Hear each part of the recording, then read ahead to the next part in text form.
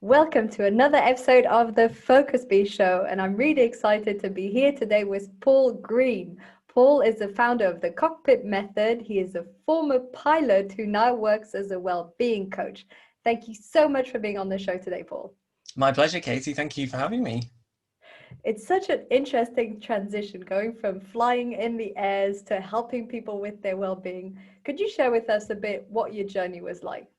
Yeah, absolutely. So I've been flying for the last 10 years, working in the aviation industry for 10 years, flying for the last 5 years.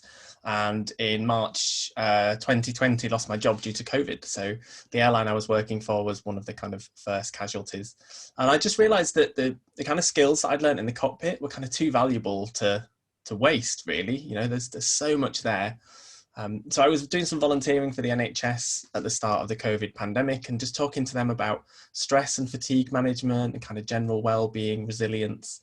And it was them that suggested it. They said, I think there's something in this, there's something really useful. So I kind of, being a new business owner who I think was quite gutsy, went and pitched my idea to the NHS and they loved it. So I started working with the NHS quite early on. And I guess, the rest is history.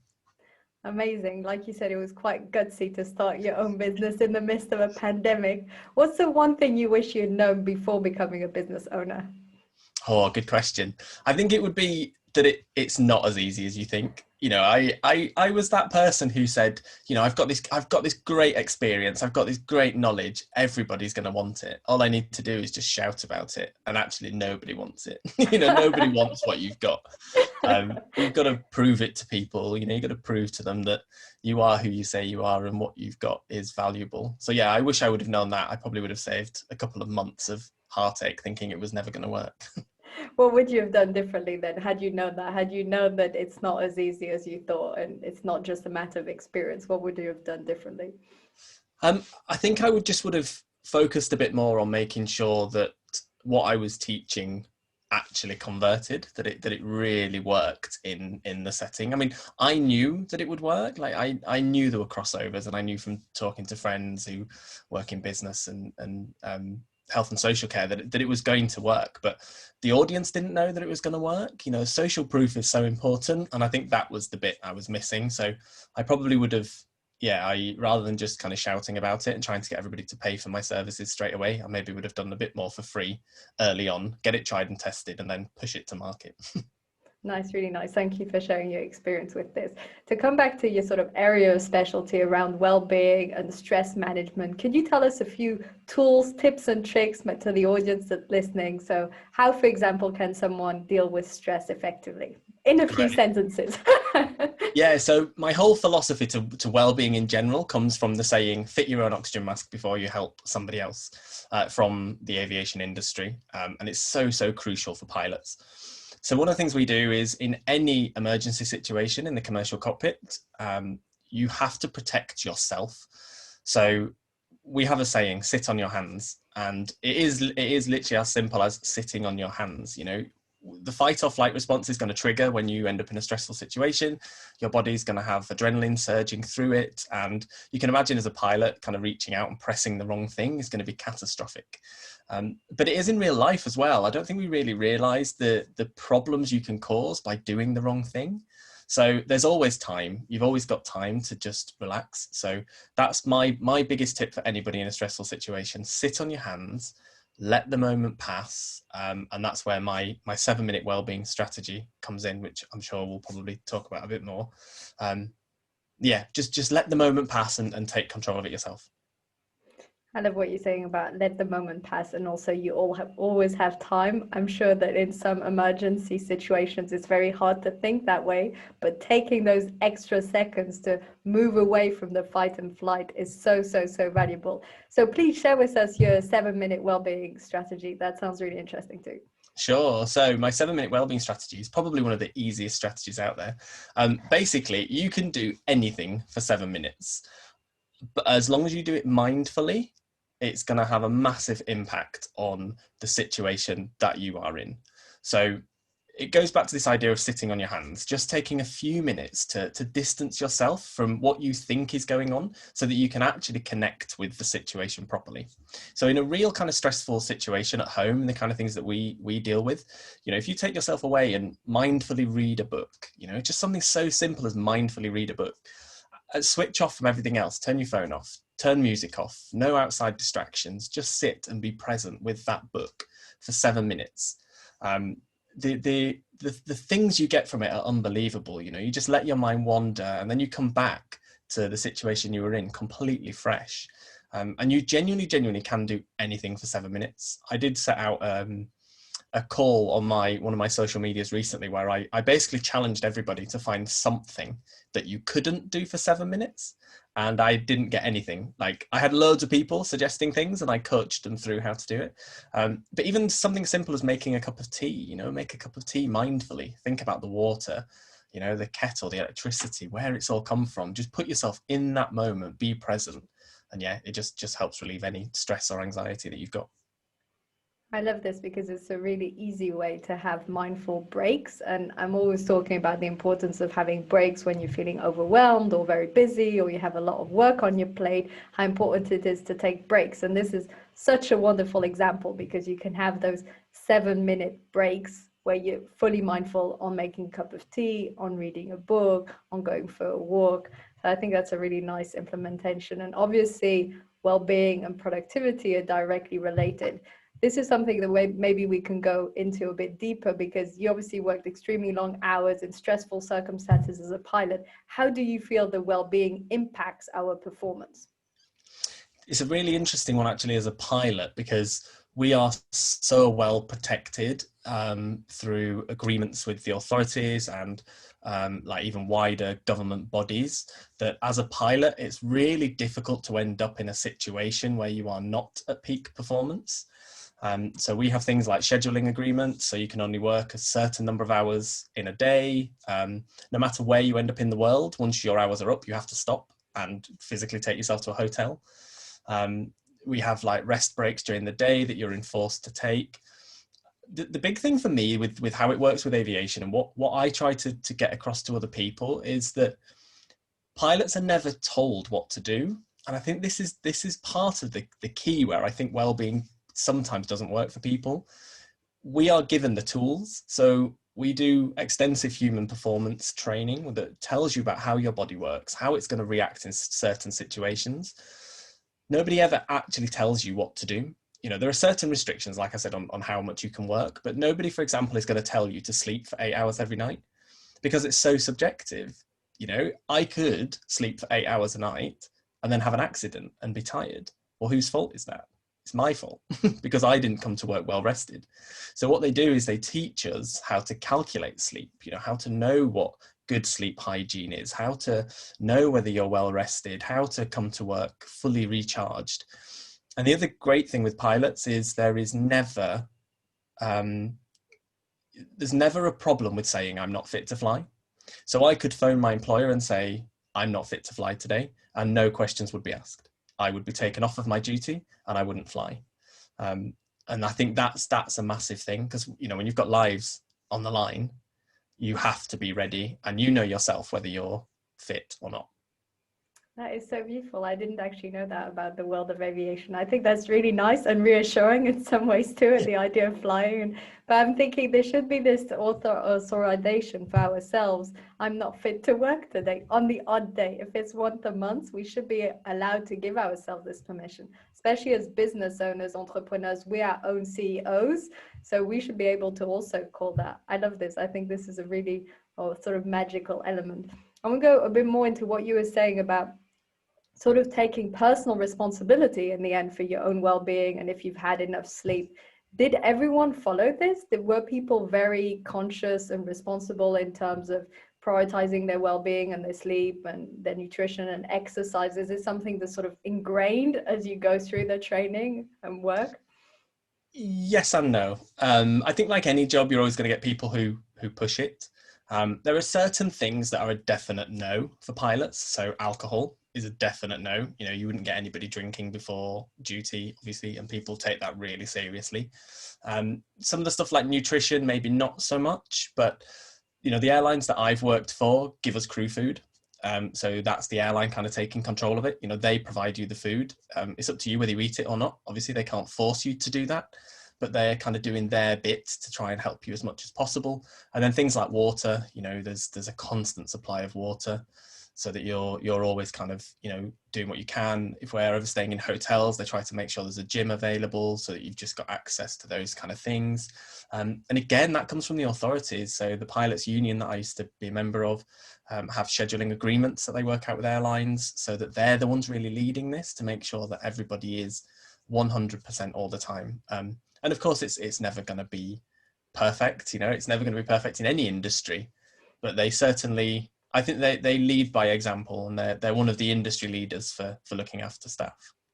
That's really nice. It sounds like a perfect balance between support and actually own responsibility. So sort of balancing both aspects. One thing that strikes me as particularly challenging is decision making. And in this case, it's both decision making in the work environment, but also decision making, how long are you going to sleep? For example, that's a decision before you go. So are there any tools that you've learned through your experience as a pilot that maybe you apply now in terms of decision making? Yeah, so there's two key things to decision making actually for a pilot. So we have a really kind of set routine for decision making in the cockpit, and we would use it for any situation. So it could be life or death, or it could just be normal kind of routine, you know, deciding which runway we're going to use. But there's two key elements to it. The first one is actually diagnosing the situation. So we are so quick to just jump into saying that's the problem. Like, you have to diagnose it properly, and making sure that you get to the root cause of a problem. So, you know, I had a bad back for quite a long time when I was flying, just from being sat in the chair all the time. And, you know, I went to see so many different people about it, but all I was doing was treating kind of the external bits. But until I get myself out of that chair or physically fix, you know, that environment that I'm in, it's never going to get any better. There's a really interesting story actually from when I was very first doing my pilot training, and we were in a simulator. So not a real aeroplane, before I scare you. And they did this on purpose to kind of make you do the wrong thing. But they gave us a problem with one of the engines.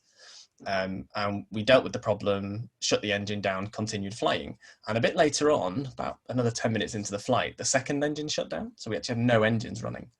And what had actually happened is we had a fuel leak. So we'd actually just been dropping fuel everywhere whilst we were flying. But we didn't look deep. You know, we didn't go deep into the problem. We just said, oh, the engine's not working, shut the engine down. Superficially, that's fixed it. You know, we've fixed the surface issue, but we haven't kind of gone deep. And then the other element of the decision-making process for us is review. And again, we skip that in everything else that we do in life. But as pilots, it's driven into us, review. So the very last thing you do is go back to the problem. What was the problem? Did we correctly diagnose it? And have we fixed it? And as a result of fixing the problem, have we now caused another problem? You know, we call it dynamic decision making, because as soon as you start fixing a problem, it's moved along. You know, the problem could have got worse, it could have got better, but you've got to have that constant dialogue as to whether what you're doing is working. So yeah, review is probably more important than anything else in decision making. So great, so great. Go to the root of the problem, not just the surface. And I feel that we both probably do this in our jobs as coaches. It's always go to the root of the problem. If you just superficially fix someone's well-being for 2 weeks, that's not sustainable. And then review. I'm also always drilling this in. So I love seeing all these parallels. I'm always talking about review. Do your weekly review, because whatever you're working on, whether it's your well-being, your productivity, a problem on the where you're flying, it's so important to check what have you learned from this, if it's impacting anything else, the dynamic, and especially with something technical. But in general, I feel that the reviewing is so important. Yeah, it's so nice to see the parallels there are between your job before and what you're doing now. I'm wondering, since you've been on this journey now for a year, what parallels have you seen in terms of before being a pilot and now being an entrepreneur, having your own business, being a coach? Oh, I think they're everywhere. There's so many crossovers. The more I talk to people, the more you kind of see these crossovers. Yeah, I mean, I think just every single industry, I think the basics are always the same, aren't they? Like, in terms of well-being, the basics are always the same. Look after yourself. Look after yourself first. Find the strategies that work for you. There's no point doing something that doesn't make you happy, because you're never going to do it. Make it stick. And I would always say smaller is always better. And that's exactly kind of what it's like with flying. I remember somebody saying to me earlier on with aviation, like, if you don't like the airline you're flying for, then don't do it. Like, leave. At the time there was loads of flying jobs, and obviously it's very different now. But you can go anywhere. As a qualified pilot, you can fly anywhere. You can fly anywhere in the world. So don't let the money kind of be the thing that dictates. Don't always go for kind of the shiny object. Let other things kind of persuade you. Happiness always has to come first. So yeah, I think that's probably the biggest crossover. And like you said, us as coaches, I have to remind myself to do this all the time, because I'm always the one going for the new shiny object. This is going to be really fun, and remind myself that actually that's maybe not how it works. Yes, the temptation to go for shiny objects is huge. That's so interesting. And which do you think is more challenging then? Would you say it's more challenging to be a pilot or an entrepreneur? Oh, that's a good question. I think being an entrepreneur is a lot harder. I knew you'd say this. The thing is, in aviation, when I very first started doing this, I wanted to teach people proper decision making. And in the cockpit, we always say, if there's doubt, there's no doubt. So if you have the slightest doubt in your head, then you don't do it. And you can imagine if to use an aviation analogy, if your business is the aeroplane and you're sat on the end of the runway trying to decide whether you're going to actually go or not, we would need to know whether the weather's going to be perfect, whether we've got enough fuel. We would know everything about that flight. Whereas, when do we ever know exactly what's going to happen in our business? We never know what the journey is going to be ahead of us. And if that was a flight, we would never take off. We would never go into the unknown. We just wouldn't. There's kind of so much we do as entrepreneurs, kind of on the fly, where we're just making decisions as we're going, and they're very well thought out decisions. But yeah, you certainly wouldn't do that as a pilot. I'm just going to think of this every day. What I do is harder than flying a plane. It'll make me feel so empowered. I love this because essentially what you're saying is the uncertainty of having your own business is greater than the uncertainty that you had when you were flying a plane. That's pretty strong as an analogy. Yeah, absolutely. And we are so well trained as pilots to deal with everything. Like, if I think myself, there are so many things I could think that could happen in my business tomorrow, and I would have no idea how to deal with it. But there is nothing that can happen in an aeroplane that I haven't been trained to deal with. As an entrepreneur, if you spend, think of how long it could take you to train for every single eventuality, you'd never get started. Whereas as a pilot, it takes 2 years to do the initial training, and then it took me another 6 months to do the airline training. And I knew everything. I knew everything I needed to know in order to be able to operate safely. You just don't have that in business. Yes, I feel that maybe the most essential skill then in business is the ability to be flexible and to adapt with each situation. I think there's one key skill that probably needs to be learned, is that every time something goes wrong or doesn't go how you thought it would, or something new happens, then this ability to respond. And maybe in some ways, having had before a job where everything was so structured and clear can make it then harder, because you've learned that for everything there's a protocol, there's a methodology, and then suddenly you're in situations where you totally have to adapt and change and realign as you go along. So in some ways, I think it probably makes it harder to have had such a thorough training in something that was, different. Yeah, I think you're right, but the methodology is still there, and I think the methodology is kind of what is key. That like the decision making process, I still use that every day. Those fundamentals of diagnose the problem, fix the root cause, and go back and make sure if it worked. That works in any situation. So I think that's always that's kind of my takeaway, that maybe the training wasn't wasted.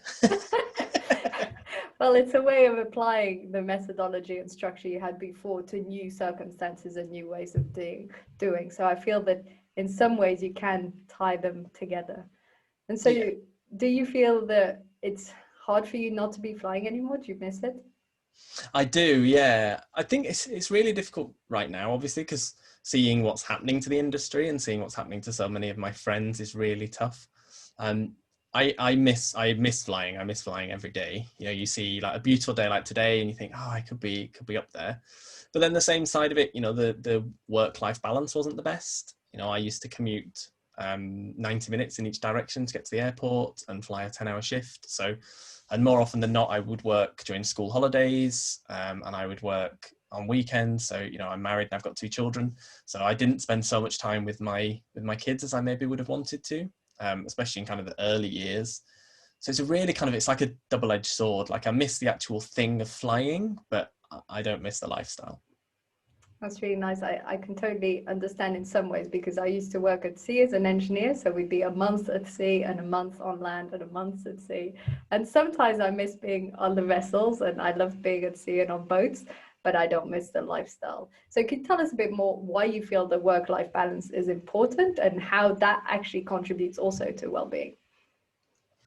Yeah, I think for me, work-life balance is everything. You know, I don't think you can ever find fulfillment, 100% fulfillment in your job. You can absolutely love it and you can love turning up every day, but for me personally, there has to be something else.